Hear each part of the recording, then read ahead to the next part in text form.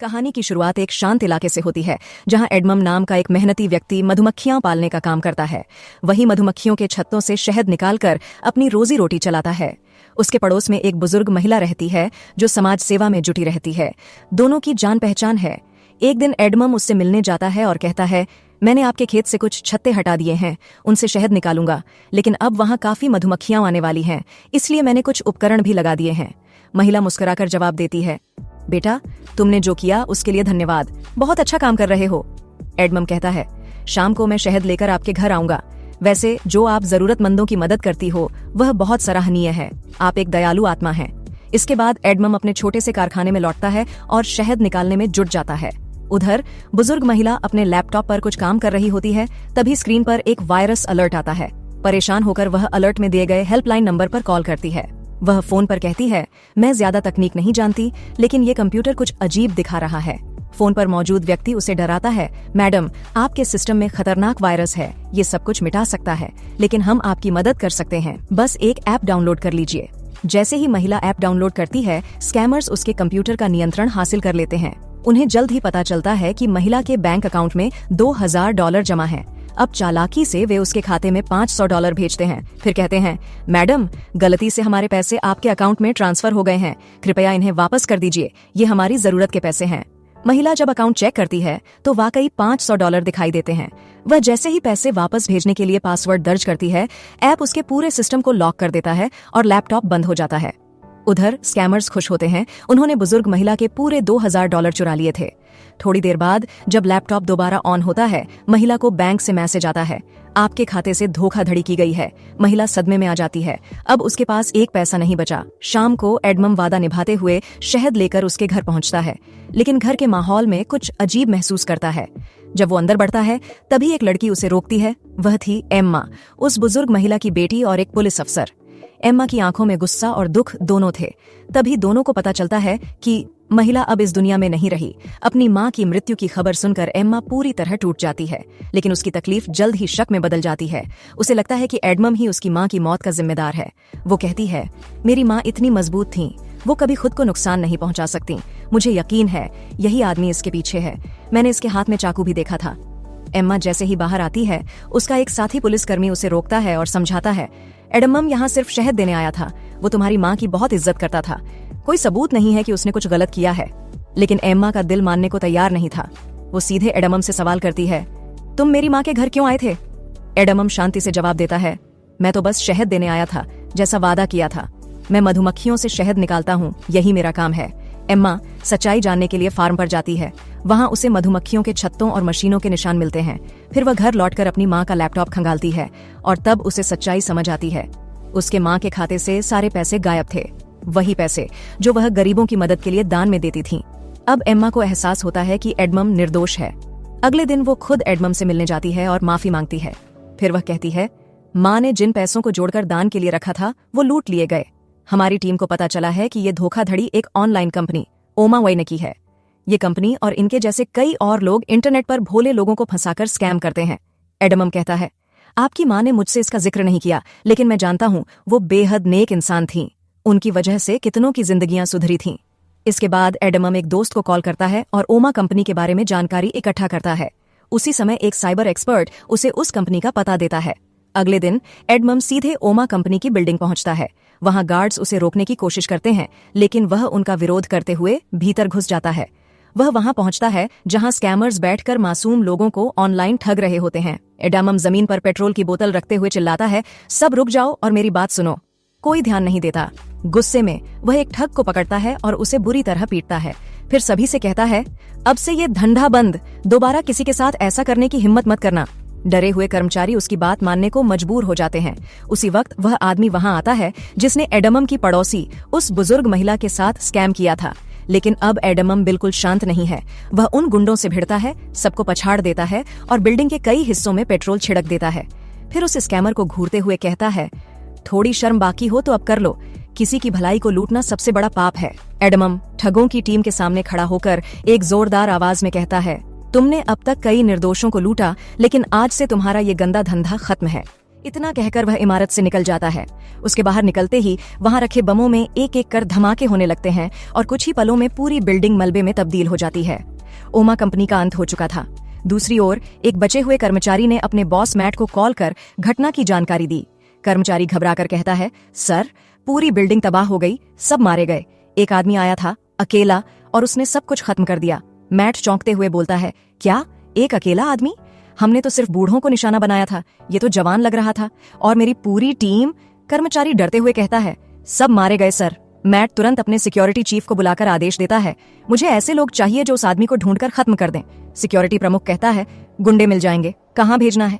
Mat अपने आदमी को आदेश देता है कि वह उस शख्स का पता लगाए। पता चलते ही गुंडों को रवाना कर दो। कर्मचारी को जल्द ही पता चलता है कि जिसने सब कुछ तबाह किया वो वही एडमम है जिसकी पड़ोसी महिला से उन्होंने ठगी की थी। अब ये लोग एडमम के फार्म पर पहुंचते हैं, वहां उसे काम करते हुए देखते हैं और सारी मशीनें तोड़ डालते हैं। इसके बाद वे उसके कारखाने तक पहुंच जाते हैं, लेकिन एडमम पहले से तैयार था।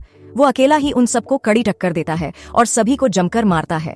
फिर वह उसी कर्मचारी को पकड़ता है जिसने ठगी की थी और क्रूरता से उसकी उंगलियां काट देता है। कुछ देर बाद एम्मा भी वहां पहुंचती है, लेकिन तब तक एडमम अपने कारखाने से निकल चुका होता है और पीछे बस एक जलता हुआ मलबा बचा होता है। एडमम उस घायल कर्मचारी को एक पुल के पास ले जाता है, उसे रस्सी से बांधता है और उसके सामने मैट को कॉल करता है। फोन पर एडमम कहता है, मैं तुम्हें ढूंढ निकालूंगा और खत्म कर दूंगा। मैट जवाब देता है, तुम नहीं जानते कि मैं कौन हूँ। एडमम ठंडे स्वर में बोलता है, बहुत जल्दी जान जाऊंगा। इसके बाद वह उस कर्मचारी को एक कार सहित समुद्र में फेंक देता है। उधर मैट अपने गार्ड प्रमुख से बात करता है, क्या तुम कह रहे हो कि उसने हमारे पूरे ग्रुप को बिना हथियार के खत्म कर दिया? गार्ड प्रमुख कहता है, जी, ऐसा आदमी मैंने सिर्फ फिल्मों में देखा है। अगर ये सब सच है तो वो वाकई खतरनाक है। मैट गंभीरता से कहता है, अब मेरी सुरक्षा की जिम्मेदारी तुम्हारी है, हर जगह पहरा बढ़ा दो। गार्ड प्रमुख सलाह देता है, तुम्हें अब अपने गलत धंधे थोड़े कम कर देने चाहिए। मैट गुस्से में कहता है, मैं जैसे चाहता हूँ वैसा करूंगा, तुम अपना काम करो। बाद में वह अपनी माँ को कॉल करता है। उसकी माँ जवाब देती है, तुम्हारी रक्षा के लिए ही मैंने उस सिक्योरिटी चीफ को रखा है, तुम्हारी गलतियों की सफाई वही करेगा। इसके बाद गार्ड प्रमुख अपने गुंडों के लीडर को कॉल करता है, मुझे एक आदमी को खत्म कराना है, सबसे खतरनाक आदमी भेजो। दूसरी ओर एम्मा समुद्र किनारे पहुंचती है और देखती है पानी में एक शव बह रहा है। हाथ की उंगलियां कटी हुई थीं। ये वही कर्मचारी था जो स्कैम का हिस्सा था। उधर एडमम पेट्रोल पंप पर अपनी कार में ईंधन भर रहा होता है। तभी एक काली कार अचानक पीछे से उसकी गाड़ी को जोरदार टक्कर मारती है एडमम को खत्म करने के लिए। लेकिन जब वह महिला किलर पेट्रोल पंप पर एडमम पर हमला करती है, एडमम उसे भी चकमा देकर मच्छियों के शहद डिब्बे से हमला करता है, आग लगाकर जला देता है और पेट्रोल पंप को भी धमाके में उड़ा देता है। कुछ समय बाद एम्मा और FBI टीम वहां पहुंचती है, छानबीन करती है। सभी अब एडमम को एक राष्ट्रीय खतरा मानते हैं। इधर एडमम पुराने कटे हुए उंगलियों को एक डिजिटल लॉक खोलने के लिए उपयोग करता है और ओमा कंपनी और उससे जुड़ी दूसरी फर्जी कंपनियों के डेटा तक पहुंच जाता है। एम्मा अपने सीनियर से कहती है, वह सब खत्म कर रहा है, अब अगली कंपनी उसकी लिस्ट में है, हमें और फोर्स की जरूरत है। सीनियर अधिकारी सहमत हो जाता है। दूसरी ओर एक कंपनी में स्कैम सिखाने की ट्रेनिंग चल रही थी। तभी एडमम वहां पहुंच जाता है और ऑफिस में रखी अपनी ही प्रोफाइल की फाइल देखकर कहता है, यहाँ लिखा है कि मेरा वजन 80 किलो है, जबकि मेरा असली वजन 75 है। इतना सुनते ही सभी चौंक जाते हैं। सब उस पर हमला करते हैं, लेकिन एडमम सबको धूल चटा देता है और ऊपर पहुंचता है जहां मैट और उसकी टीम भागने की तैयारी में थी। एडमम कहता है, तुम लोगों के पास सिर्फ 5 मिनट हैं, अगर यहाँ से नहीं गए तो कोई नहीं बचेगा। मैट का साथी कहता है, कोई कहीं नहीं जाएगा। नीचे के गार्ड जो बेहोश थे अब होश में आ चुके थे और एडमम पर गोलियां बरसाते हैं, मगर एडमम एक शख्स को पकड़कर ढाल बना लेता है। जैसे ही गोलियां चलीं, वह व्यक्ति घायल हो गया और एडमम मौका देखकर वहां से निकल भागा, लेकिन कुछ सुरक्षाकर्मी उसका पीछा करने लगे। एडमम ने उन्हें भी बुरी तरह पछाड़ा, एक एक को गिराकर आगे बढ़ता गया। इसी दौरान कुछ अन्य अधिकारी लिफ्ट में उसकी तलाश कर रहे थे और अंधाधुंध गोलियां चला रहे थे, लेकिन चालाकी से एडमम ने ऊपर से पूरी लिफ्ट उन पर गिरा दी, जिससे वे वहीं ढेर हो गए। इसके बाद एडमम उस आदमी के पास पहुंचा जो मैट के साथ काम करता था और उसे बेरहमी से पीटना शुरू कर दिया। वह चीखते हुए बोला, तुम लोगों ने न जाने कितनों के साथ धोखा किया है, अब मुझे ये बताओ कि तुम ये सब किसके इशारे पर कर रहे हो। लेकिन वह चुप रहा तो एडमम ने उसकी पिटाई और तेज कर दी। तभी उसने एक बूढ़ी महिला की तस्वीर दिखाई और कहा, यही वो महिला है जिसे तुम लोगों ने लूटा और उसने आत्महत्या कर ली। अब भी नहीं बताओगे तो सबसे पहले तुम ही मारे जाओगे। डर के मारे उसने आखिरकार कंप्यूटर पर एक तस्वीर खोलकर दिखाई। वो मैट की तस्वीर थी। ये आदमी बहुत खतरनाक है, उसने कांपती आवाज में कहा। एडमम बोला, जब मैं मधुमक्खियों से शहद निकालता हूँ तब रानी मधुमक्खी भी सामने आती है और मैं उसे भी नहीं छोड़ता। तभी वहाँ एम्मा और उसकी टीम पहुंचती है। एडमम जल्दी से एक कोना पकड़कर छुप जाता है और बिना सामने आए एम्मा को आवाज देता है, तुम्हारी माँ की मौत के पीछे यही लोग हैं। ये कहकर वह भागने लगता है। एम्मा का साथी उसे पकड़ लेता है, लेकिन एडमम उससे भिड़ जाता है और उसे घायल करके वहां से निकल जाता है। एम्मा और उसकी टीम उस जगह की जांच करने लगते हैं। उधर दूसरी ओर मैट और उसका सिक्योरिटी चीफ पार्टी में मग्न होते हैं। तभी एक कॉल आता है जिसे वह चुपचाप काट देता है और मैट को बाहर ले जाकर कहता है, स्थिति गंभीर होती जा रही है, हमें तुम्हारी माँ को सब कुछ बताना पड़ेगा। पुलिस ने कंपनी को घेर लिया है। मैट तुरंत अपनी माँ को कॉल करता है और कहता है, माँ, एक छोटा सा मसला है कंपनी में, आपकी मदद चाहिए। उसकी माँ जवाब देती है, ठीक है, सब डिटेल भेजो, मैं देख लूंगी। यहाँ खुलासा होता है कि मैट की माँ अमेरिका की राष्ट्रपति हैं। दूसरी ओर एम्मा को अब यकीन हो चला है कि एडमम ही इस सबका सूत्रधार है। वह अपनी टीम से कहती है, अब एडमम मैट को मारने जाएगा क्योंकि वही इन स्कैम कंपनियों का मास्टरमाइंड है। उसका कहना है कि यह सारा रैकेट डेनफोर्ड नाम की एक बड़ी कंपनी चला रही है जो बुजुर्गों को निशाना बनाकर उनका पैसा लूटती है। एम्मा यह जानकारी एक वरिष्ठ FBI एजेंट को भी देती है। वह कहता है, ये बात सिर्फ हम तक ही सीमित रहे क्योंकि अगर लीक हुई तो सब बिखर जाएगा। एम्मा कहती है, एडमम अब राष्ट्रपति और उनके बेटे को भी निशाना बनाएगा। FBI एजेंट कहता है, उसे रोकने के लिए जितने सिपाही चाहिए ले जाओ, लेकिन इसके आगे की जिम्मेदारी तुम्हारी है। अगले दिन एम्मा और टीम व्हाइट हाउस की सुरक्षा में लग जाती है। गार्ड का प्रमुख एक खतरनाक भाड़े के हत्यारे को बुलाता है जो कहता है, जब तक मैं हूं किसी से डरने की जरूरत नहीं। कुछ ही देर में राष्ट्रपति, मैट की माँ भी वहां पहुंचती हैं और गार्ड प्रमुख से मिलती हैं। सुरक्षा में लगे सिपाही हर वाहन की गहन जांच कर रहे थे, लेकिन जैसे ही एक ट्रक की जांच होने लगी, एडमम ट्रक के नीचे लटक कर आया था। एक अधिकारी ने जब नीचे देखा तो एडमम ने उसे वहीं मार डाला और उसके कपड़े पहनकर सुरक्षा टीम में शामिल हो गया। अब वह एक वाहन में बम फिट करता है और गार्ड की वर्दी उतारकर अपनी पुरानी पोशाक पहन लेता है। इसके बाद वह पार्टी स्थल के अंदर प्रवेश करता है। उसकी नजर गार्ड प्रमुख पर पड़ती है। एम्मा की भी नजर एडमम पर पड़ जाती है। अफसर तुरंत हरकत में आते हैं और उसका पीछा शुरू कर देते हैं। खतरनाक हत्यारा भी अब बंदूक निकाल चुका है। एडमम को पकड़ लिया जाता है। किलर ने उस पर बंदूक तान दी है। उधर राष्ट्रपति अपने बेटे मैट को अंदर एक कमरे में ले जाती हैं और गंभीरता से पूछती हैं, तुमने ऐसा क्या किया है जो ये आदमी तुम्हारे पीछे पड़ा हुआ है? कुछ गोलियों की बौछार के बीच एक रहस्यमय आदमी बेमौत मारा जाता है, जबकि एडमम वहां से निकल जाता है। पीछे पीछे अफसरों की टुकड़ी उसका पीछा करती है, लेकिन एडमम उनमें से कियों को बेरहमी से खत्म कर देता है। बाकी बचे अधिकारी लिफ्ट की ओर भागते हैं और वहीं उसे पकड़ने की कोशिश करते हैं, बट एडमम लिफ्ट को ही उनके ऊपर गिरा देता है। अब एडमम आखिरकार उस ऑफिस तक पहुंचता है जहां मैट छुपा होता है। अंदर मैट की माँ उससे पूछती है, ये सब क्या चल रहा है?